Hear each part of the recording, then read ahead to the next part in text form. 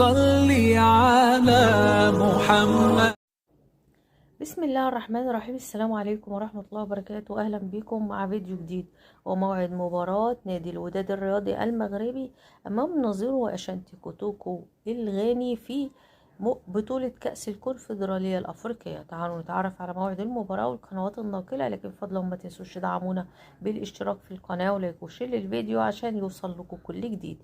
يواجه نادي الوداد الرياضي المغربي نظيره أشانتي كوتوكو على الملعب المركب الرياضي محمد الخامس، وهو ملعب الوداد، يوم الجمعة الموافق 24/10/2025، وذلك في مواجهة الدور الثاني وهي مباراة إياب في بطولة كأس الكونفدرالية الأفريقية. انتهت مباراة الذهاب لصالح الوداد بنتيجة 1-0، وهتنطلق مباراة الإياب في 10 مساء بتوقيت القاهرة و10 مساء بتوقيت مكة المكرمة.